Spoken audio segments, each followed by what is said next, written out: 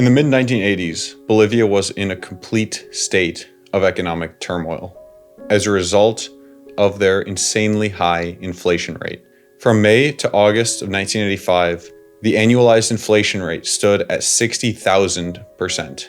The situation was just unbearable. Inflation made life almost impossible in a country where GDP per capita was only $770, and the minimum wage accepted by unions was $80 a month. Consider the fact that a medium-sized chicken cost around $7. People had to pay for items with suitcases of pesos, the Bolivian currency, and things were just completely unbearable. Yet in just 10 days after the implementation of Bolivia's Decreto Supremo number 21,060, weekly inflation was negative. How is it possible that inflation so high and so prolonged could be eliminated in just under 2 weeks? Well, let's begin with a little bit of background on the Bolivian hyperinflation event. Up to that point, and still today, Bolivia was a very politically unstable nation, with over 100 heads of state in its 160 years of existence up to that point. The 1952 revolution, led by Movimiento Nacionalista Revolucionario, brought about universal suffrage, farmland redistribution, and educational reform, along with political repression and the use of concentration camps. The MNR added peasants and natives to the political process, and thus many more interests, but did not significantly increase the state's taxing capacity to meet those claims. In 1964, the military launched a coup and took control for almost 18 years. Later, under the politically repressive military rule of Hugo Banzer from 1971 to 78, the economy boomed largely thanks to high tin prices, which were the main Bolivian exports.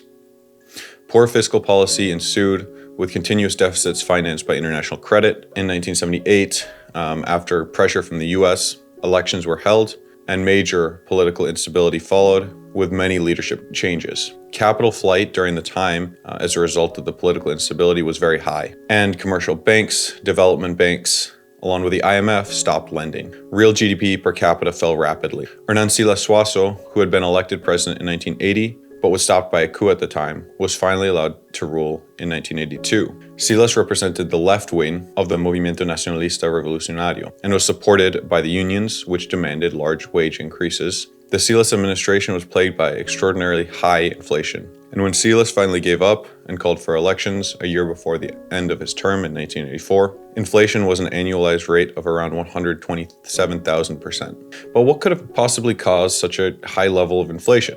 Well, simply put, the massive inflation was caused by, and to quote Milton Friedman, a more rapid increase in the quantity of money than in output. Well, what does this statement actually mean? Let's break it down with some definitions. To begin with, the quantity of money is the money supply, or the total amount of cash, coins, and balances in bank accounts in circulation in the economy as a whole. Now onto the second part of the statement. Well, output simply means the level of economic activity after adjusting for price changes. This you can think about as kind of like the demand for money. And when the supply of money exceeds the demand for that money, the price of that money will fall. And remember, when I refer to price in this case, that's in terms of goods and services that can be purchased with that money, right? It's in relation to those goods and services. In other words, one can now buy fewer goods and services with the same amount of money because the supply of money has increased.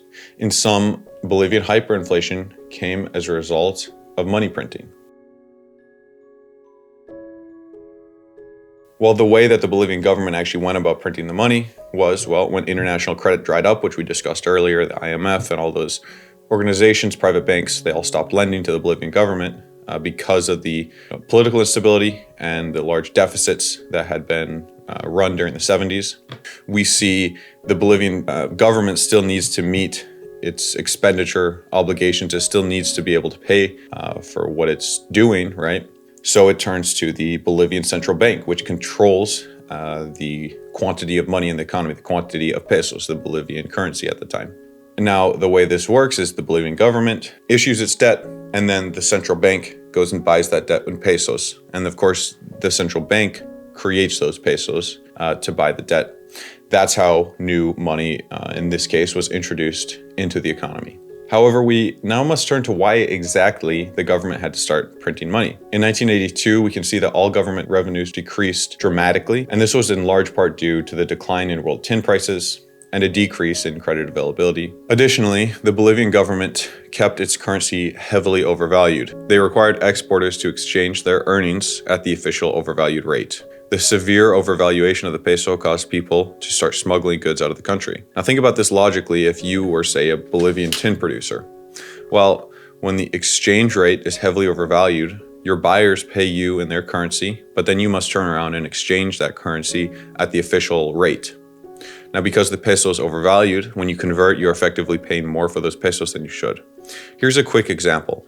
Imagine you're a tin producer and you have a Japanese client. That Japanese client's, let's say, going to pay you 10,000 yen, right? And at the official exchange rate, that's say 4 pesos to the yen. That means you get 40,000 pesos at the official rate. However, if we look at the parallel rates at the time, and at one point, there was an overvaluation of around 800% compared to the official versus the parallel market, which is effectively what you get on the street for these pesos.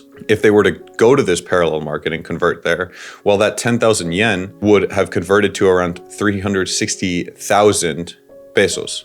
As you can see from this example, there's a huge incentive for these individuals and companies to engage in smuggling so that they don't have to convert at the official rate, because it makes very little business sense for these people to go about doing that when they have to heavily overpay for the peso. And since smuggling was not recorded naturally, it could also not be taxed, which further exacerbated the fiscal problem.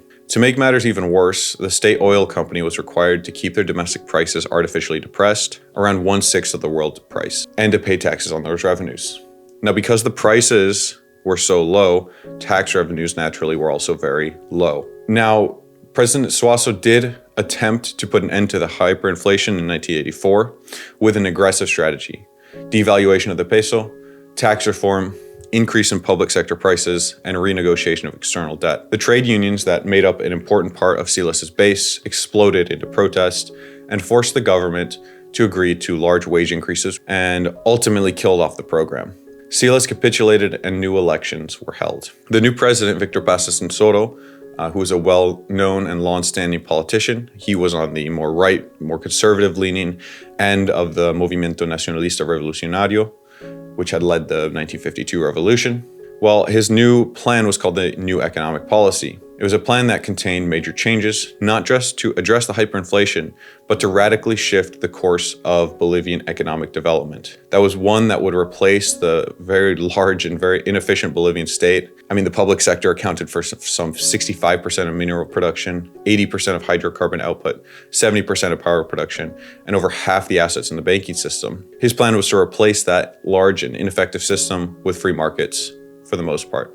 His plan also included unification of exchange rates, free convertibility of foreign exchange, increases in public sector prices, a deficit target of 6.3% of GNP, and a flat 20% tariff on all goods, reduction of trade barriers, elimination of private wage controls, except for the minimum wage, removal of price controls, wage freezes, tax reform, debt negotiation, and the elimination of all interest rate controls. The effects were immediate. The peso devalued by 1,600%, internal oil prices rose by 833%, and government spending was drastically reduced. After a very large but short spike in prices, inflation stabilized and fell from September 9th to 29th. There are few examples so clear that demonstrate the importance of the money supply and the superiority of markets to determine prices freely. Now, in the years following, Bolivia saw relatively solid economic recovery, with inflation well below South American average of 93.03%, and around 1.1% annual growth in GDP per capita from 1986